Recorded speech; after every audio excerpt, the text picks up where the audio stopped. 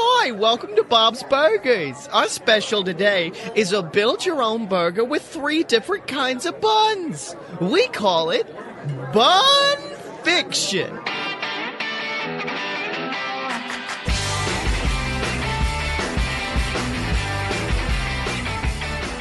Welcome to Fun Fiction, ladies and gentlemen. The show's about movies, media, and how the internet ruins it. I am your host, Scottye Moore, joined this week by a guy who's he's just a total stick. I'll tell you, the biggest stick I've ever met in my life. Paul Johnson of the Total Stickcast. That's I don't even know how to take that. Should I be offended? I don't know, because I did say you had a big stick, so I'm like, maybe that's good, but I also called you a stick. I think you said I was yeah, exactly. That's where I get confused. I don't know how to take that. This is, you've really put this off to a weird start now. No, that's how all of the shows are. Do you not listen to the podcast? Well, I am, and I'm offended that I don't get the Russian accent. Oh, yeah. Nice reference to some off-topic talk. That's just for us.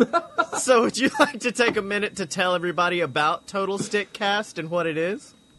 Yeah, sure, why not? The Total Stickcast is just a general discussion podcast. At the moment, it's hosted by myself and a gentleman named Ryan Blair. And we get all kinds of different people over there, generally people who are creating things. They're podcasters, authors, this and the other thing, to come by and talk about pretty much nothing. But, tangents go places. Yeah, or jankum in my case. Just a lot of jank. Yeah, just a lot of jankum, yeah. If you don't know what that is, have fun Googling it. Yeah, or you could just listen to the episode that I was on. Yeah. Indeed. And that is already up, so people can go right over there and listen to that. But, I'm trying to prolong as much as possible, because we're talking about Bob's Burgers this week. A fantastic show, which the only problem with me with using this as a topic initially, and next week I'm doing a Seinfeld episode, which is going to be equally difficult, is it's like Spider-Man. Yeah, I could talk about the plot, we could go through so much, but Bob's Burgers, since it's kind of that sitcom-style show, it's literally just a matter of, like, what was your favorite episode? Oh, I like this. I like this. Yeah, basically, yeah. Yeah. And there's some interesting history behind it, too. There's a few things I think we can talk about. I've been doing my research. So. Oh, I haven't. Tell me about Bob's. Well, firstly, why did you go to Bob's Burgers immediately? Well, at the time, because I'd seen every episode quite recently. Oh, okay. And it's a show that I can say I've seen every single episode of. I understand that. I'm the same. I'm the same way with Brooklyn Nine-Nine right now. I'm just going through the whole thing and, like, waiting for someone to be like, can I come on the show and talk about Brooklyn Nine-Nine? And I'm like, yes, come to me. Oh, if we would have waited. I'm doing the same thing. I'm in the process of going through it for the first time, too.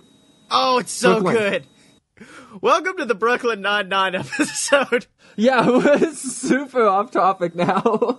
I should have written Bob's Burgers crossover fanfic for Brooklyn shit, Nine-Nine. that should have been my fanfiction. But would you like to tell us the history of Bob's Burgers, as you said? Well, I mean, I was going to work my tidbits lightly into conversation like they were things I just knew, but... No, I'm testing you. It's a quiz now. Okay, great. How much of a fan are you of it? Like, you said you love it, you consider it a great show, but have you been watching it recently? What's your kind of background with the show? I watched a few to prep for the episodes, but the best way I could describe Bob's Burgers, and it's actually in my show notes, Bob's Burgers is my drunk airplane show, which is just anytime I've had too much at the airport and I'm flying out somewhere, I'm like, take me away, Bob, teach me. Oh, fair enough. I think it's good for that. Shows like that and The Simpsons, they're good places to escape. Yeah. Like, they're not horribly serious. They don't make you think about a lot of things. They're not pushing stuff in your face. I think the other thing I brought up when we were going to do Bob's Burgers was BoJack. See, I could not get it. I watched the first episode of BoJack, but I couldn't get into it for some reason. Oh, I love it. I think you should give it a chance.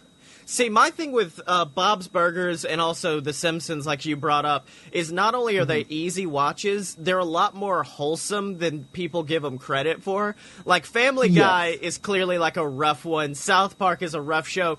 But Bob's Burgers, when you break it down, is such a wholesome show. It is, and that's what makes it so easy to disappear into, like The Simpsons. Like, makes it so easy to just get really comfortable in it, and you know there's no surprises coming. You're not going to have to deal with any politics. You're not going to have to deal with, anything shocking. It's a really comfortable place to be. Yeah, it's a good background show, is another thing I said about it. That too. Okay, so it's created by this Lauren Bouchard. Okay. Did you know he made a show called Home Movies? Now, do you know what that is? Oh, shit, is that the same guy? Yeah, it is. Because I knew that they got H. John Benjamin, who is the coach in Home Movies, but I thought that was the only connection. No, it's not. And so Home Movies, for me, along with like John Callahan's Quads, Undergrads, Clone High, all that stuff, those were some of the first adult cartoons I ever discovered. Because Beavis and Butthead was just, like, too abstract. It just wasn't my thing. I think growing up in the South, where I know a lot of people who are Beavis and Butthead, it was easier for me to get into. Okay, fair enough, yeah. And The Simpsons was just, like, it was family friendly and it wasn't pushing bounds the way those other shows were. Right. At the time. So those were, like, my real introduction into adult cartoons. So to find out that he is also Bob's Burgers is kind of like, that really made me give it another shot and made me maybe like it a little bit more. Maybe I have a softer spot for Bob's Burgers because of that. Right. But yeah, that's an interesting little morsel. Well, this is what I like to call a sneaky show, which is like, there are the classic adult cartoons, like I was saying, Family Guy or The Simpsons and stuff like this, and this one's just kind of been in the background, waiting to be recognized, but it has so much to be recognized for because it's so good. Mm-hmm. Definitely, it's not as out there as all these others. You're right, it is. It feels like it's in the background all the time, but it hangs in there. I was almost surprised when so the first time I saw Bob's Burgers, not a fan. Right. Because it came on just kind of in the midst of animation domination back in those days. I don't even know if that's still a thing. I think it is. I think you're good. Yeah. Yeah. Okay. Yeah. I think that's okay. And it came on during that lineup, so I was like, okay, so I've got my Family Guy here. I've got, I think at the time you had your Cleveland show in there, and this, and then that came on, and I couldn't get into it. I just wasn't comfortable with it. The animation was different. It was uncomfortable. It also has a different vibe, though, because, like, coming after Family Guy and Cleveland show, which has, I'll say, like, a very cynical vibe to them. How very just kind of nice and all. Like, the best thing for me with this show is the fact that if you look at that family, you can automatically equate yourself to that family. Like, when I first started watching it, I'm like, I'm Louise. But now that I'm, like, in a relationship and I have a baby coming, I'm straight up like, oh, wait a minute. I'm Bob. I'm straight up, because I've always had that part in the relationship where, my girlfriend will just come in and be like, hey dear, how you doing today? We're gonna have a good day. We're gonna take the kids out to the park. And I'm like, okay, fine. We're just, I'm making burgers right now though, so if you could just ignore me for a few. Okay, it's fine. So, yeah, that's why I love it so much, is the family aspect. It's so relatable as a show. Fair enough. Yeah. I mean, I think that's something, but I think also that's part of what makes it such a comfortable show. Because even if you don't come from that or come from a big family situation or anything like that, it's not, it doesn't challenge you. Right. In any way. It doesn't say, like, here's a reminder of the darkness in the world. At any point does it ever do that. It's all wholesome and it's all fun and it all kind of makes you feel good in a way. Yeah. Whether you know why it is or not. And that's the other thing with it, too, that I think maybe people have a hard time getting into it right away, is it doesn't have that laugh a second mentality, like you were talking about Family Guy earlier and stuff like that. Where there's like a joke a sec, like they've got as many jokes into every 30 seconds of that show as they can. Yeah. And Bob's Burgers isn't like that. There's kind of that slow crawl of, it almost has a comic strip feeling to the way the jokes pay off. Holy shit. I never thought about that, but you're right. Mm-hmm. It's straight up basically like a comic strip made into a TV show, because it's like, it's also very dry humor, which I don't usually appreciate, but I do in Bob's Burgers. Yeah. Because, that dryness, that's what does it, I think. That's what makes it that way, yeah. Well, not only that, they've got people who are good at dry comedy. Like, H. John Benjamin is, honestly, like, after I first found him in Archer, and then I found him with Home Movies originally, he's always been one of my favorite voice actors, so I'm happy he's Bob. Yeah. Speaking of, you've seen the Archer Bob's Burgers crossover, right? Okay, I have not. That's what I was going to say. I'm a bad person, and I hope you're willing to continue doing the show with me after I get this sentence out of me. But I have not. Well, it's not that I haven't seen it. I've seen it to see it, but I've never watched Archer. Genuinely, I've never been able to get into it. I watched the first 2 seasons and I really liked them, but then I was in college, so I didn't have TV, so I couldn't keep... That's my thing, is I can watch shows in season batches, but the minute I'm like, I have to wait a week to watch it again, that's when I fall off, and that's what happened with me in Archer. Yeah. But no, there was something in season 4, season 5, I think, of Archer, where he was supposed to be undercover and trying to avoid the spy life, so he went undercover as a chef at a burger restaurant.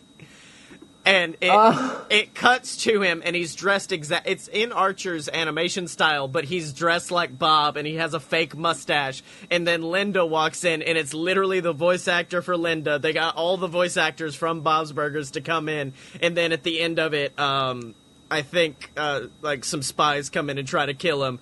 And then he, reawakes and attacks them. And then Linda's just like, Bobby, what are you doing? So do you have a personal favorite episode of the show? I don't know. I was thinking about that, and obviously I was somewhat prepared for that question because, there's nothing. I've had nightmares about you asking me that. I would say, I watched it today, and I hope I'm not biased because of that, but watching it, I was like, oh, this one, and I think it would be. Do you know by name Earsy Rider? I think so, because in prepping for it, I wanted to watch the top 10 best episodes. So I did at least see the name. I don't know if I watched it. Okay. So it's Louise losing her bunny ears to basically an older kid, and then she has to call in a favor with a motorcycle gang to get them back. God, that's such a good Louise move. It is. It's just wonderful. It's just great. And the deal when the gang finally gets it back from him is that because the kid lost her ears, he's gonna lose his ears. So they're gonna cut off his ears in the street and leave him there to bleed. See, that's the thing. That's what I was bringing about the family dynamic that it shows. It's almost like. And getting into my favorite episode will also... and once again, I'm biased because it's the most recent one I saw. But it's like a normal family dynamic just turned up to 11. So all of the personality traits of, the crazy evil daughter. Oh, no, she's actually crazy and evil in this one, as opposed to it just being, a small trait in a real family. But my favorite one is... and I can't remember the name of it off the top of my head, but it's the Thanksgiving episode, where Bob's turkeys keep getting fucking ruined. Okay, yeah, I don't think I've watched it super recently, but like I said, I've seen every single one. I definitely think I know it. Yeah. Okay. Basically, Bob comes home with a turkey, and he's super excited because he gets to, brine it for 3 days and, have this exciting adventure with it. And it's that kind of thing that, me as an adult, I now relate to, because I think we were talking about it on before we started recording Total Stickcast, getting excited about a new microphone or something like that. Yeah, the little things. That's what it's like to be a dad, is I'm just excited because I get to brine this turkey for 3 days, and then he wakes up the next day and the turkey's been thrown in the toilet, and he holds his family hostage just to try to figure out who threw it in there. Yes! It's so good because it's the ultimate, and it has, a very sweet ending that I don't want to spoil for the people at home, but it's a very good dad ending of, Bob having to deal with his kids growing up and having to deal with, going back to the fact that, oh, Louise is the evil child. Well, that's how Bob sees her, so he thinks that she does it. So the whole episode, Louise is on her own arc of, I'm gonna prove that I did not throw this turkey in the toilet. I'm gonna prove it. So yeah, I really enjoy that episode a lot because of how well it shows off family stuff. Yeah. And that ability to be so grounded in the family dynamic, and then they have all those surreal where they let the I imagine like dandelion fluff flying away. You know, they let the little things go astray, like those like those Louise moments and things like that. I think that's so much like The Simpsons too. Yeah. They were somebody else who was so able to do that. That's my other thing, is like I much like everyone on the internet love Tina, because Tina is basically all of us in high school, just this awkward little kid like, I want this girl to talk to me. I want this. Yeah. So she's but like, I never make the first move. Like, yeah. I don't do that, Dad. I want to do everything. Also, another thing that I don't know if I enjoyed or not, but the fact that almost the entire cast, except for Louise, are all portrayed by men is the funniest thing in the world to me. Yeah. I get a kick out of that. Linda, because that's Robert, I can't think of his name. I got to get back into my notes here. But that was a drag voice that he did, John Roberts. Oh, really? That's awesome. Yeah. Yeah, because he used to do a drag character, and I'm not sure if he does drag, like, outside of, like, you know, for comedic purposes or not. I'm not 100% sure, but it was a drag character that he played, and it's, like, the identical voice. You can find the video of him doing the other character, and that's Linda. Oh, that's so good.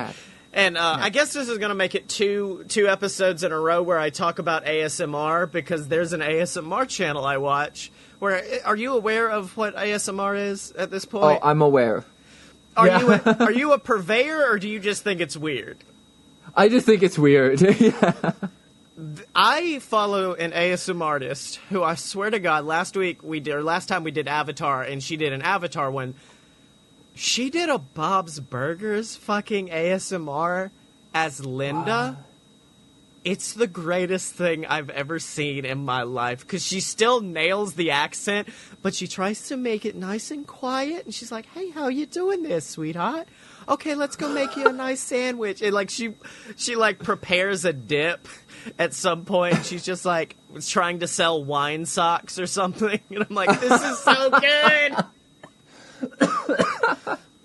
That's awesome. Yeah. Holy crap. Okay, that's okay. On a similar note, but venturing away from Bob's Burgers, I came across somebody, and I can't believe this is a thing. There's somebody who reads erotic fiction as Don Knotts. What? Yeah. Honestly, I really think I want to have him on my show. I think that just... Oh, that's so good. I love that. It is. It's the best thing. Oh my God. Yeah, that might be my new favorite thing on the planet. It's on par with the Owen Wilson ASMR I found one time, where he's just getting real close to the mic like, wow, looked up in the sky today. It's just so blue. Like, please, Owen, calm down. All right, so we're coming to the end of the talking about the show segment. Any last things you'd like to get out about Bob's Burgers? Yes, definitely. Okay. I watched the pilot, the original demo they did. Okay. For not the first episode, but the original demo they did for Fox. The original plan for Bob's Burgers, and I don't know how many people know this, they were cannibals. So that's right, I forgot about this!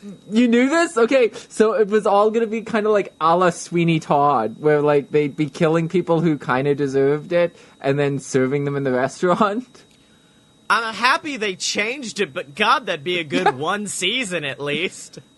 It would be a good one season, yeah. I'm really glad Fox made them change it. I'm really glad they had the kind of the foresight to know that would be a gimmick. There's only so far you can take that. Mm-hmm. But yeah, no doubt. It's like, and I guess this can slightly connect because it's another H. John Benjamin show. But on the first DVD release of Archer, they released the original pilot for the show. And it wasn't real. It was edited after the fact. But the joke was that FX said that the actor they chose to play Archer was too old. And that's because... No, wait for it. They basically reanimated the entire first episode of Archer, except every time Archer's on screen, it's a velociraptor. What? Yes, and he doesn't speak. He never is just like, hello. He's like, ah! Yeah! Oh, God. It's so my favorite thing to ever happen is the Archer velociraptor episode. That's great. Oh, man. Oh, my God. I might have to get into Archer. Everybody tells you have to watch Archer. It's one of those shows. See, I get that happening to me it's the main reason I started this show was because everyone's like, you need to watch this, you need to watch this, and I'm like, I don't have time to, and I'm like, well, if I make a podcast where I force myself to, then I can be like, I'm doing work. Yeah, there we go. Oh, but I have a major soft spot for rewatch podcasts, so yeah. Okay, that's awesome, that's awesome. But you know what else is awesome? What's that? All of my patrons on patreon.com/a-load-of-BS. That's the website where you can go to support fun fiction so we can keep getting on these. I had to pay this man $70 worth of hamburgers delivered straight to Canada. It cost a lot of money. Oh, yeah, and that exchange rate. That Canadian exchange rate on burgers is insane, because up there they're like Keela burgers. They don't call them the same thing they do down here, y'all. No. So if you want to help us keep getting on these awesome guests, donate at patreon.com/a-load-of-BS. You get access to a Discord where you can hang out with all the BS Network personalities. We're in there chatting all the time. Not really, because there's not a lot of people on the Discord, but that's why we need you to come make it awesome. You get access to our exclusive show called You Paid for This, where me and my co-host Blake Tanner basically just watch a terrible movie and then do commentary over it, and you can just sync up that track. We did Larry the Cable Guy Health Inspector. Then next month we're doing the Dan Aykroyd film Nothing But Trouble. It's really, really bad. So you get access to all that and shout it out on the show of your choice.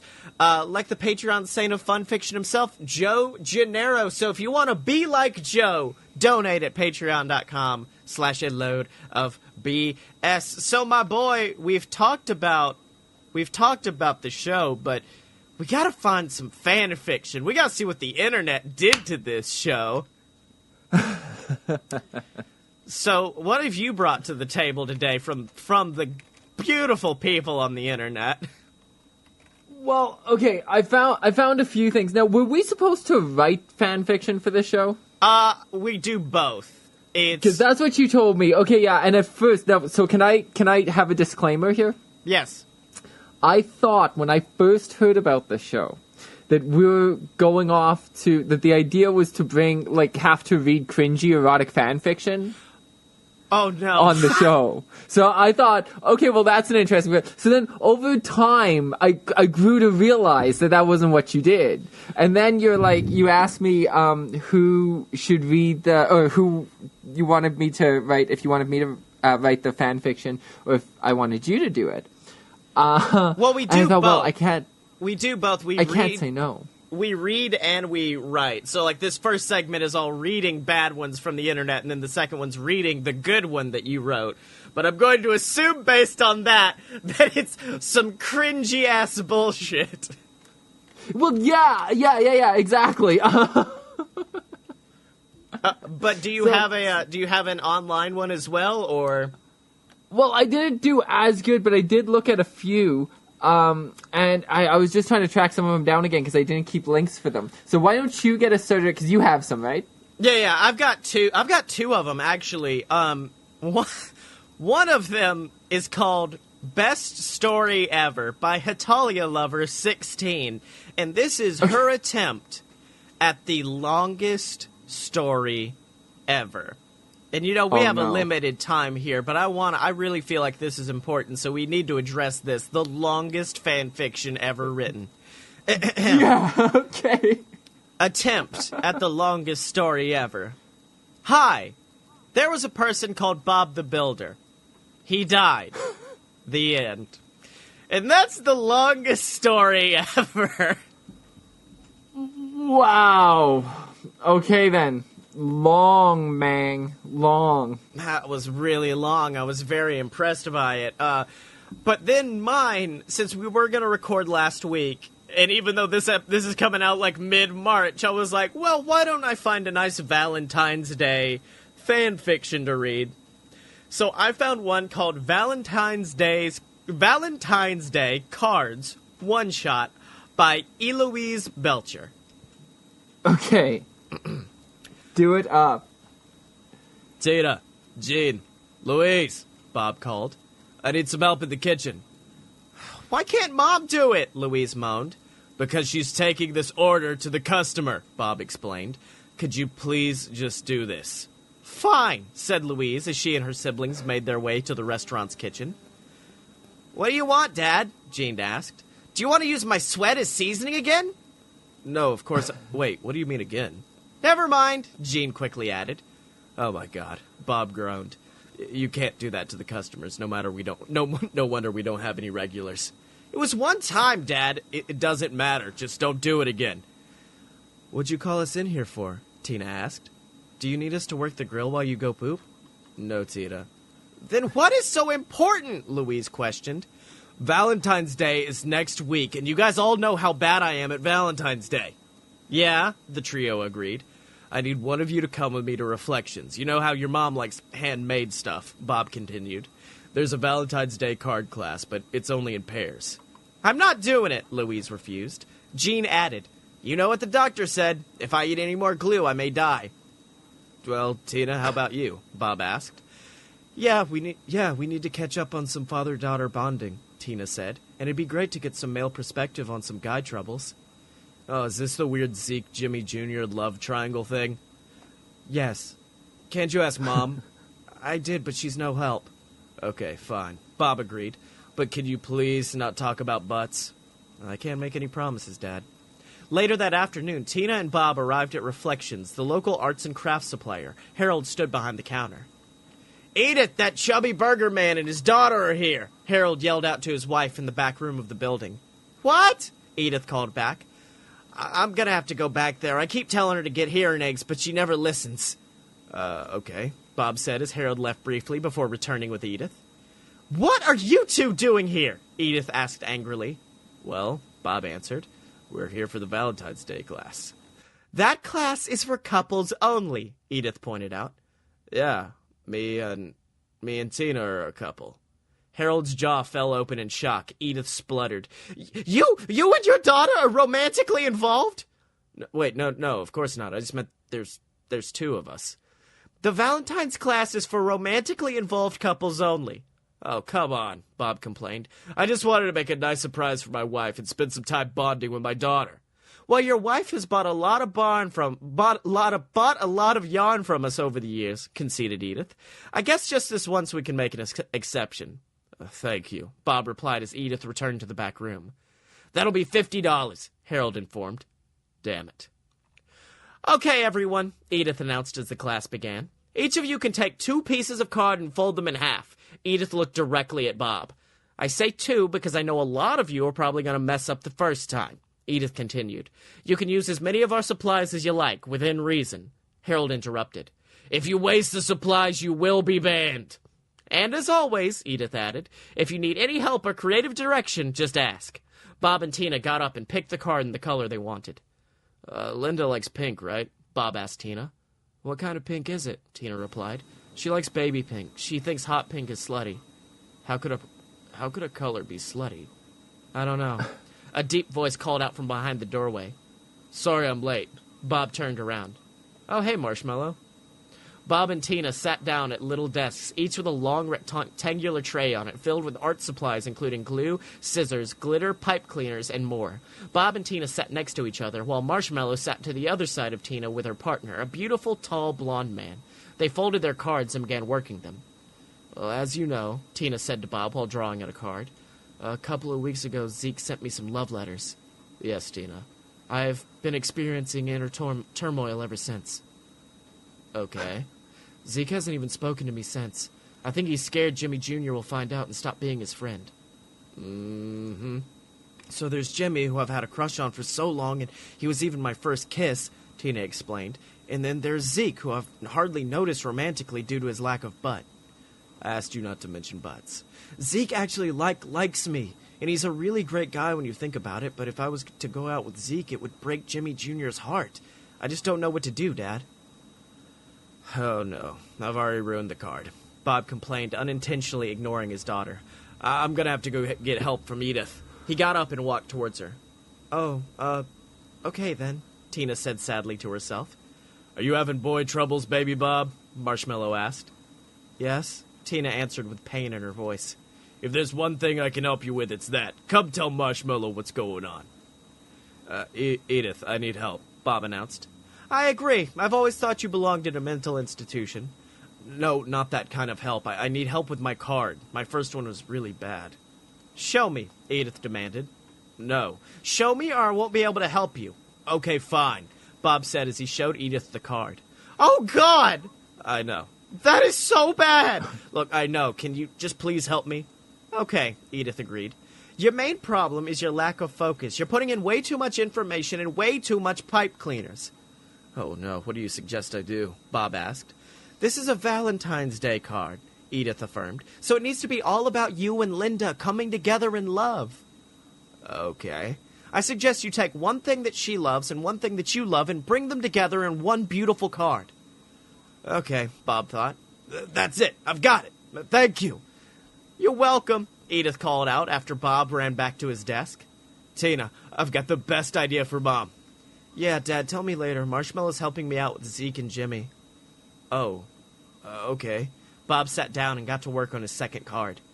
Personally, Sugar, I think Jimmy's the one. How could you say no to a cute butt? Marshmallow told Tina. But that's not enough to convince you. Make a card for each of them. Whoever's card you enjoy making the most is the one for you. That's a great idea. Thanks, Marshmallow. Cut to Valentine's Day. Linda and her 3 children sat at the dining table, ready for breakfast. Happy Valentine's Day, my little baby birds! Linda sang as she passed heart-shaped pancakes to the 3 of her children. Did you happen to make any heart-shaped bacon strips to have with these? Gene asked his mother. Well, no, I didn't, Gene gasped in shock. But I do have regular bacon strips, nice and crispy, just the way you like it. Oh, thank God. Bob walked in holding a big white card. Happy Valentine's Day, Lynn, he said as he handed her the card. Did you hand make me a card, Bobby? Linda asked. I love it already. You should look at the front. You'll love it even more. There are words written in yarn. I love it, Linda continued. It says all you knit is love. Yeah, I put your love of knitting together with my love of puns to make something beautiful. Oh, my God, I love it, Bobby. This might be the best Valentine's Day ever. Can I get this framed? Look, it's not that great, Lynn. At least laminated. Come on, Bobby, please. Okay, you can get it laminated. All right. Well, we better get going, Louise interrupted. You know, to that school we go to. Yeah, Tina agreed. I have a very important card to deliver. Good luck, my teeny Tina. Thanks, Mom. Hey, God, are you there? Tina thought to herself. It's me, from school. I just wanted to ask you to help me not mess up this moment. Okay, talk later. Text if you need me. Tina stood at her locker and retrieved the card from her school bag. She breathed in and out to steady her nerves. This is it, she muttered as she walks towards Jimmy Jr. and Zeke. Happy Valentine's Day, Tina stuttered. This is for you. Zeke took the card and read it aloud. You rock, he laughed. And you drew a picture of Dwayne "The Rock" Johnson. Yeah, I know you like wrestling, and he's the only one I've ever heard of. Thanks, T. Zeke beamed, smiling a bigger smile than Tina had ever seen him smile. What's going on, Tina? Jimmy Jr. asked. I thought you liked me. Zeke opened his locker and searched through his bag as Tina replied. I did, but I guess my heart changed its mind. Here, Zeke said, handing a card to Tina. It had a horse on it and read, You had me at hay. What are you doing, Zeke? Jimmy Jr. questioned. What the hell is going on? It's Valentine's Day magic, Jeju. I'm sorry. Zeke took Tina's hand, and then they walked to class. The end. Wow. Aww. Well, Yeah. I had some time to think during that. Okay. I've come to a couple conclusions about life. That I think I'm making you read my fan fiction now. Oh, God, okay. Yes, because I think that'll be far more awkward, and you are so much more prepared with these voices. Oh my God. So Okay, cool. I will do that, because usually the person who reads first fic has to read the fan fiction at the end, so I'm down with that. Okay, perfect. So now that first one that you read, the super short one, Yeah.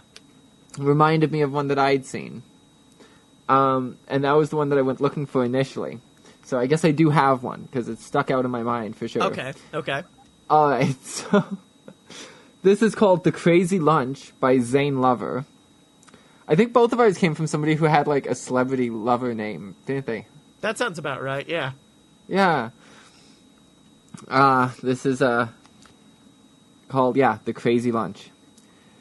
You walk into this restaurant, a neon green restaurant, and a 10-year-old boy in a burger suit walks up to you and starts making fart noises. You suddenly hear a yell. "Gene, stop that!" "Okay," said the boy. How may we help you?" said the woman behind the counter. "Oh, never mind, I'm just gonna go." You walk out of the restaurant and go to the pizza place across the street, Jimmy Pesto's. The end. What? What? That's it? Right? I mean, it's basically everyone ever. Yeah, it's just like it's all the other people that don't get names on the show that just come and go. And that's it. That's who you are. That's it. Yeah. What was the name of that one? The Crazy Lunch. Okay. How appropriate, right? Oh, God. Okay, well, that was The Crazy Lunch. But you know what's not crazy? Tell me. All of that fucking awesome merchandise at merch.aloadofpurebs.com, where you can get merch for all your favorite BS network shows, from A Load of BS to Fun Fiction. We've got old merch from when Brenna was the host, so there's a bunch of merch with me and a girl. Ignore those, it's fine. And then updated merch as well. I can't get rid of them. I like them too much. Aww. I was like giving out stickers at PodCon this year with me and Brenna as Gravity Falls, and I'm like, she's not on there anymore, but I really like this. It took me a while to make. Now you keep them for sentimental reasons. Yeah, that's what it is. But yeah, you can get all of that and more, including the BS Boozy Sippy Cup, at merch.aloadofpurebs.com. That's another thing. Since you're in a different time zone, I thought we were going to start at 7 my time, so that's when I prepared. Oh, no. Well, no, that's when I prepared what I like to call the podcaster's drink, which is just alcohol with anything. Because I'm like, okay, I'll go through this, and by the end I'll have a buzz. And then I just was like chugging it before the show. I'm like, oh no, the whole show's just going to be gone then. So I inadvertently got you drunk. Yeah, no big deal. Would you like to send me a link to your fic, or are you going to read it? I maybe just did. Oh, what? Let me go. Or I sent it to somebody else who's going to be scarred for life. Some random dude is just going to be chilling like, oh no, what is all this? Oh God. Yeah. Okay, here we go. Do you have a name for this? I'm going to cry into my pillow. Is that the name? No. I'm going to cry. Yeah. That's what I didn't do. That's what I forgot. Okay. I think that once you read it, no, I have a name. No, it has a name. Okay. Vlogs Burgers. Blogs Burgers. Okay. Yeah. This is Blogs Burgers by this fucking stickhead. It was a light fall day during the fall, and under a canopy that read Bob's Burgers, a work van bearing the name Sarah's Silverfish Pest Removal. Fuck, that's a good name. thanks. is being loaded by a middle-aged man who is unimportant to the story, realizing that he was merely a prop in a reoccurring gag he got in the van and drove away. Inside the restaurant, several customers were scattered about. The overall mood is disgruntled and hungry. A menu board offers patron the coming sprout of the closet with sprouts. Meanwhile, Linda, Tina, Louise, and Jean, an animated woman and her children, are huddled around a laptop in the kitchen. I like the mom, says Linda. She's just so in charge. I like their daughter. She makes part of me near my butt feel special, added Jean. Can you imagine, Linda began dreamily, being a star on the internet? Having stayed quiet until now, Louise saw an opportunity to chime in. Mom, it's a vlog. Literally anybody can have one. But don't you need a topic or a special talent or something? Mom. Yes? Mom. Yes? Mom! Yes? Louise narrowed her eyes towards the family's matriarch. I said anybody. Just then, a magnificently mustachioed man, which, by the way, all M's were capitalized in that, and I very much appreciate that. You're welcome. He entered the room. His name was Bob. What's everybody doing in the kitchen? Who's serving customers? Oh, they practically serve themselves, said Louise. There's more important things happening now anyways. Focus, man. That's right, Bobby. We're gonna be floggers, sing-songed Linda. That's not a real word, Lynn. Yes, it is, and it's what we are now. Bob sighed heavily. Does it even matter what I think? A generally negative consensus rang out from his family. Fine, but can we at least serve some customers first? He watched as each member of the family slowly walked away, leaving him alone to feed the entire dining room. The following morning, Linda was with the children in the kitchen. The group of them faced a camera. Hey, everyone! We are the Belcher Bunch, and today we're going to show you our morning routine. Why don't you kids run along and get ready for school while I find your father, and wear your good clothes. The three young Belchers ran off. Jean was the last one to the door and stopped to make his dedication known. I'm wearing fartless underwear today, but it won't last! Moments later, Linda was creeping up to the bathroom door from the other side. A sound was emanating, a rich harmony between Bob Belcher and his electric razor. Bob was clad in only underwear and shaving when Linda busted through the door with the video camera. Say hi to the subscribers, Bobby! What are you doing? Bob recoiled in shock, trying to cover his hairy body. Don't worry, Bobby. If any of your unmentionables get in the shot, I'll just cover them with a yellow smiley face. Bob is clearly not interested. Christ, Linda, get out of here. Outside the restaurant, Linda works on framing the perfect shot of her three children coming down the stairs. She couldn't help herself from narrating to the camera. All right, this is my son, Gene. As he came through the door, Gene stopped to mug for the camera. I'm a mean green Gene machine. He flexed in the spot where a muscle should have been, before moving to the side, revealing Tina to the camera. Linda continued her narration undeterred. This is my tiny Tina. Don't be nervous, just pretend the camera's not even on. Tina, previously unconcerned, realizes that the camera is recording. I'm uncomfortable. Tina mustered all her strength to move aside in a shifty crab walk. Meanwhile, Linda ignored her discomfort and continued the video tour of her offspring. And in the bunny ears, we have my little honey bunny, Louise. Louise came through the door, flinging her bunny ears back like a model might in a shampoo commercial. That's a terrible description, but come on, you know what I'm talking about. Just as her perfect pink ears reached the peak of their fling, they got caught in the door, tearing the hat from her head. Suddenly, in Matrix time kicked in as she felt the unfamiliar sting of air across her follicles. No! She screamed, the rules of space and time thoroughly violated. Before she could get the hat repositioned on her head, Linda was in the car. She rolled down the window. Beep, beep, time to go, my little hat dropper. Louise glared at her mother as she climbed into the car. Oh, I know. How about we all sing car songs together, and one of you take video of it? Louise saw an opportunity she couldn't resist. I'll film that, Mother. Yeah, and do sound effects, said Jean. I don't think we'll need any, said Louise, ominously reaching for the camera with one hand. She pinned it against the back of the driver's seat. You didn't wake up this morning planning to see me without my hat, but you did, and now this has gone too far. Her free hand crept towards the power window switch. A small rumbling was emitted as she lowered it. Bye-bye. she said sweetly, casting the camera out the window. Linda, unaware of what was happening, prepared to break into song. Are you ready to record, Louise? I'm sorry, Mom, the camera is unavailable right now. It saw too much. That camera was very expensive, Louise. That's okay. You don't need it anyways. Vlogging is so yesterday. Now I hear podcasting is all the rage. Fade to black after a little humble brag about podcasting. You see what I did there? I'm gonna throw that in, toss that in real quick.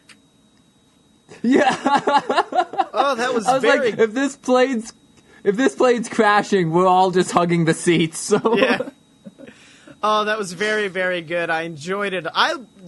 That felt like a Bob's Burgers episode. That's what I liked about it. Well, okay, great then. Yeah. Well, no. Here's the thing, and I think we've talked about it on the show before. It's the fact that a lot of fan fiction writers don't understand the vibe of the show. We had the problem when we did Deadpool a long while back. It's like Deadpool. It's not that he's a nuanced character, but he does still have some specific rules, but everyone online's just like, he'll kill anybody and he'll fuck your dog. And I'm like, no, that's not what it's about. You gotta, I think one of the hardest things to do in fan fiction is sticking to the rules and making it feel like another story in that world, and you did very good with that, I think. Well, awesome. Thanks. I know exactly. I did try. Yeah, that was important to me. Yeah. Yeah, that was a good. I tried. That's the most we could ask from anybody. So Paul, I gave it my try. I gave it my entire try. So Paul, thank you for joining me for this week's Fun Fiction. I'll just give you a while to plug everything you want to. Okay, that's wonderful. Thank you. No, thank you for having me. It was a lot of fun. It was everything I was hoping it would be. And maybe even more. You can find me all over the place, I guess. You can find me personally on Twitter at OffTheLP. It's OffTheLP. You can find the Total Stickcast on Twitter and Facebook at the Total Stickcast. And I also have the Happy News podcast, where I try to share happy and uplifting news stories as well, to try to make the world a slightly smilier place. And you can find that everywhere at THN Pod. Oh, I didn't know about Happy News. I need to follow that. That sounds awesome. Yeah, thanks. Yeah, I try to. It's the secondary project. It's the pet project next to the Total Stickcast. The Total Stickcast is weekly without fail. That's right. The THNP kind of comes and goes. Well, you can find me on Twitter at ScottyMo, ScottyMo. You could buy all my books on Amazon. Look up Scottye Moore, and they will be underneath there. Queasel Corp Trilogy, BS versus the Gods are all there, ladies and gentlemen. Check out all the other shows at a load of pure BS.com. If you like wrestling, there's Fight Boys. If you like theme parks, there's Opposite Attractions. And if you like two assholes talking about nothing for an hour, check out a load of BS, ladies and gentlemen. And of course, remember to support us by picking up some merch, support us by donating to the Patreon, but most importantly, support us by reviewing us on iTunes or leaving a comment, a like on YouTube, wherever you'd like to, ladies and gentlemen. But of course, until next time, Paul, do you know how the show ends? Oh, dear God, no. I asked you that question, too, because I've listened to it, but I don't think I've actually gone all the way to the end of an episode. It's okay, but no one has. Thank you. Because that means everybody has not learned to stay away from baby Hitler.